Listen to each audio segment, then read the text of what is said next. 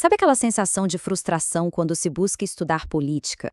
Parece que a gente sempre cai em dois extremos. Ou é um ativismo disfarçado de curso, ou é um treinamento sobre as técnicas do poder, mas sem nenhum critério moral. Fica aquela sensação de estar navegando sem bússola.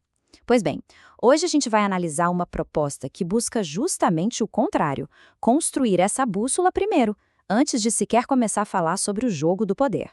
E essa imagem, ela captura bem o sentimento, não é? A de que a política se soltou, se desconectou das suas bases.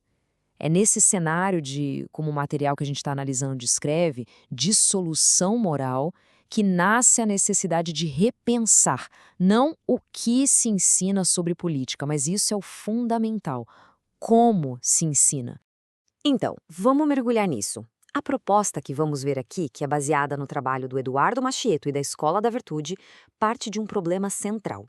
Um diagnóstico que, olha, pode ser bem desconfortável de ouvir, mas que é absolutamente essencial. E aqui está o pulo do gato do diagnóstico. O problema não é que falta técnica ou que falta poder. O problema é que se perdeu um referencial externo à própria política. Um critério moral que funcionava como um limite, como uma cerca. E sem esse limite, bem, o jogo muda completamente de figura. E a consequência disso é praticamente imediata. A política vira um fim em si mesma. A eficácia toma o lugar do bem. A gestão toma o lugar da justiça. O poder se torna o seu próprio objetivo. Simplesmente não existe mais um norte moral para calibrar as decisões e as ações. E essa perda do norte nos joga em dois becos sem saída. De um lado, tem o que se chama de moralismo ingênuo. Sabe aquela pessoa cheia de boas intenções, mas que, na hora do vamos ver, é completamente engolida pelo jogo real do poder. E do outro lado, tem o cinismo técnico. É o operador eficiente, o cara que faz acontecer, mas que não tem freio moral algum, que justifica qualquer coisa em nome do resultado. Certo. Então, como é que se escapa dessa armadilha? A resposta à proposta aqui é curiosa. Ela não está no conteúdo, no que se ensina, mas na estrutura, na arquitetura do aprendizado. Vamos dar uma olhada em como isso se constrói? A grande sacada, a virada de chave é esta: a sequência importa.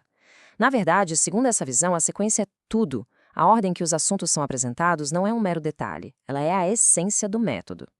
E a ordem é exatamente esta. Primeiro de tudo, a fundação. O que é o ser humano? Para que serve a vida em comunidade?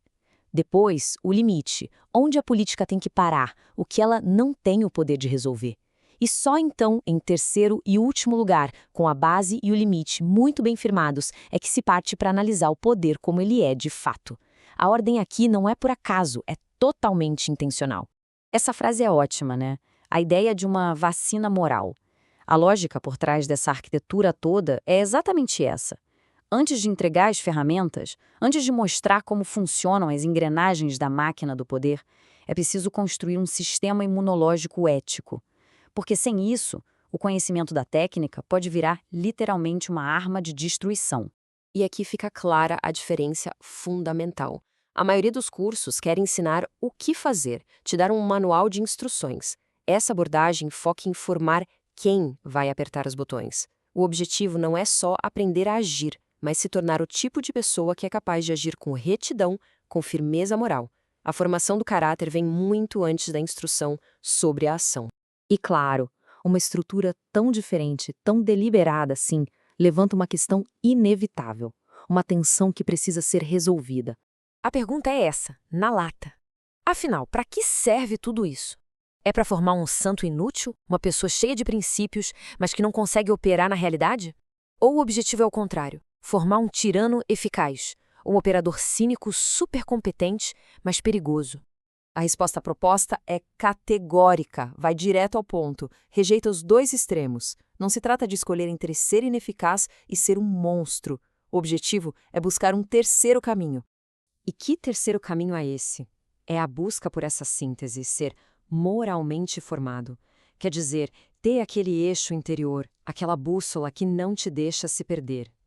E, ao mesmo tempo, ser tecnicamente lúcido, que é a capacidade de enxergar o mundo e o poder como eles realmente são, sem ingenuidade, sem fantasia. E aqui a gente vê os dois fracassos em ação. A pessoa que só tem a virtude, mas não entende como o poder funciona, ela é neutralizada, é engolida pelo sistema.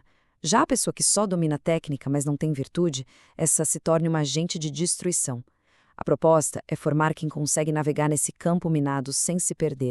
Bom, com essa arquitetura toda e esse objetivo em mente, a análise caminha para sua conclusão. E não é uma conclusão com uma resposta pronta, mas sim com uma postura para se ter na vida pública. O resultado final de tudo isso não é um manual de instruções, um guia de o que fazer. É uma coisa muito mais profunda. É a construção de um eixo interno, daquela mesma bússola moral que permite ter um julgamento correto no meio da confusão, no meio da pressão. Porque, no fim das contas, a vida pública é transitória. Posições de poder, mandatos, momentos de destaque, tudo isso passa. É um lembrete constante de que tudo que é externo, uma hora acaba.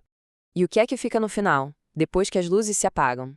O que sobrevive a todas essas mudanças é o caráter, aquele que foi forjado ou que foi destruído pelo caminho.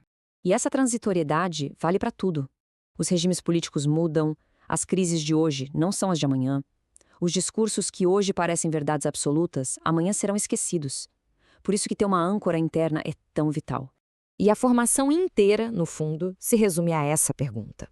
Não tem resposta fácil, claro, mas é a pergunta que, segundo essa proposta, define a integridade de alguém. E é a pergunta que fica ecoando na cabeça da gente muito tempo depois que a análise termina.